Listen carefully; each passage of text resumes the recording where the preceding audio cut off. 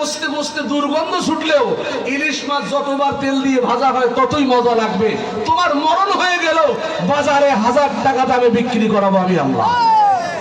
আছে না নাই? আল্লাহ তাআলা তাকে এইভাবে করানোর পর নমরুদ আল্লাহকে মারার জন্য তীর পাঠালেন। এইভাবে অন্যান্য মানুষগুলো আল্লাহর সাথে বেয়াদবি করছিল।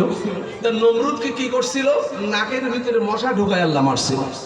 ঠিক না ঠিক? নাকের ভিতরে মশা ঢুকায় মারছে। এরপরে ফেরাউনের বাহিনী যখন ফেরাউনকে তাড়া দিয়েছিল তখন তাদের পিছনে ধাওয়া করছিল নীল নদের উপরে, যে আল্লাহর ওয়ার্ডারে ওখানে লাঠি প্রহার করলেন, সাথে সাথে এটা 12টা রাস্তা হয়ে গেল। আমার আল্লাহ বলেন, আমার বিশ্ব নবীর উম্মত এত দামি উম্মত, আমি এই বিশ্ব নবীর উম্মতদেরকে নাকের ভিতরে মশা ঢুকায় মারার ব্যবস্থা করব না। আমি আবাবিল পাখির মতো মারার ব্যবস্থা করব না। আমি নীল নদে পানির ভিতরে বিশ্ব নবীর উম্মতদেরকে গুনার কারণে ডুবায় মারব না। বিশ্ব নবীর উম্মত যখন এই 3টা ওয়াদায় যখন ভুলে যাবে আমার কথা, ঈমান আনবে না, আমলে সালেহা করবে না, আমি আল্লাহ তাদেরকে মুসলমান ধর্মকে নির্বাচন করে পুনর্বাসন করব না। আমি আল্লাহ তাদের ওয়াদা খেলাপ করে আমি আল্লাহ তাদের ইসলাম ধর্মকে প্রতিষ্ঠিত করব না। আমি আল্লাহ ইহুদি খ্রিস্টানের হাত থেকে তাদেরকে রক্ষা করব না। আমি আল্লাহ তাদেরকে জমিনের উপরে খেলাফত দান করব না, গদি দিব না। আমি আল্লাহ দুনিয়ার মধ্যে সবচেয়ে নিকৃষ্ট ইহুদ খ্রিস্টান তাদের কাছে শক্তি দিয়া এই বাটপার বান্দা আর বাটপার বিশ্ব নবীর উম্মতদেরকে আমি আল্লাহ ইহুদি খ্রিস্টানের মাধ্যমে মার দিয়া এদের রক্ত দিয়ে জমিনকে লাল করে ছেড়ে দিব। এই সূরা নূরের 55 নম্বর আয়াতে আল্লাহ যে কথাটা জানালেন, আপনি তাকায়া দেখেন চেচনিয়ার দিকে, তাকায়া দেখেন আরাকানের দিকে, তাকায়া দেখেন মায়ানমারের দিকে, তাকায়া দেখেন ভারতের বিভিন্ন প্রদেশের দিকে, তাকায়া দেখেন পৃথিবীর বিভিন্ন কোনায় কোনায় আজকে যে মুসলমান মার খায়, মুসলমানের ভিতরে দুনিয়ার লোভ এত বেশি হয়েছে যে মুসলমান 2 কারণে ক্ষতিগ্রস্ত হবে। একটা হলো সম্পদের লোভ, আরেকটা হলো মৃত্যুর ভয়।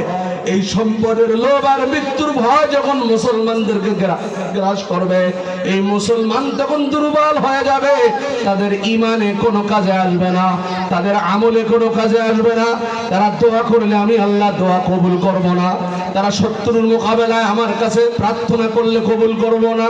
বৃষ্টি দরকার চাইলে বৃষ্টি দিব না। বৃষ্টি যখন দরকার হবে না, টর্নেট আইলা লাইলা দিয়ে আমি ধ্বংস করে দিব। তাম পৃথিবীর দিকে তাকায় দেখেন, মাগরিবের আগে এখান থেকে 1 মাস আগে সাভার দারুল উলুম ইসলামিয়া মাদ্রাসার প্রচার হয়েছে, পোস্টার মারা হয়েছে। শত শত ছাত্ররা খেদমত করে করে সকলের কাছে মেসেজ দিয়েছে।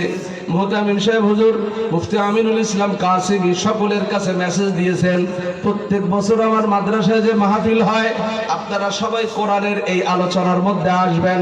কি লেখাপড়া শিখাই, মাদ্রাসার কি উন্নতি হয়, এগুলো আপনারা দান করেন, মসজিদে মাদ্রাসায় সহযোগিতা করেন। বছরে একবার আমাদেরকে দেখবেন সেইগুলো আমরা কাজে লাগাইতে গেছি কিনা। তা আপনাদেরকে ডাকার পর আপনি নিউ মার্কেটের মধ্যে যান, হাজার হাজার মানুষ পাওয়া যায়। সিটি সেন্টারে যান, রাজ্জাক প্লাজায় যান, চৌরঙ্গিতে যান, অন্ধ মার্কেটে যান, হাজার হাজার মানুষ আছে। ওই মানুষের থেকে যদি 10 টাকা করে মানুষ এখানে আসতো, এই জায়গার মধ্যে জায়গা ধরতো না। মাতৃবাগানে ফজরের নামাজে 2 কাতার, জোহরের নামাজে 1.5 কাতার, আসরের নামাজে 2 কাতার, মাগরিবে 3 কাতার। নিউ মার্কেটে যান, পা ফেলানোর জায়গা নাই। রাজ্জাক প্লাজায় যান, পা ফেলানোর জায়গা নাই। চৌরঙ্গিতে যান, পা ফেলানোর জায়গা নাই। আমাদের এখান থেকে নিউ মার্কেটের সামনে হাঁটার জায়গা নাই। ওই মানুষগুলো আসরের নামাজে মসজিদে পাওয়া গেল না, বাজারে পাওয়া গেল। ওই মানুষগুলো শহরে পাওয়া গেল না, ওই মানুষগুলো মার্কেটে পাওয়া গেল। ওই মানুষগুলো মসজিদে এশারের পাওয়া গেল না, ওই মানুষগুলো রাজ্জাক প্লাজায়, চৌরঙ্গি, অন্ধ মার্কেটে পাওয়া গেল। আমার আল্লাহ বলেন, তোমরা যে আমার কাছে চাও, আমার কাছে মাপ চাও, কিন্তু তাকায় দেখো 99% মানুষ আমার বিরোধিতায় লিপ্ত, নাফরমানিতে লিপ্ত। অল্প কিছু মানুষ আমার জন্য ডাক দেয়, আর অল্প মানুষের ডাকের কারণে, তাদের আমলের কারণে আমার দেওয়া গজবকে আমি আল্লাহ এই দুনিয়ার জমিনকে ঠিক রেখেছি এই অল্প বান্দা আমল করার কারণে। আমাদের সমাজ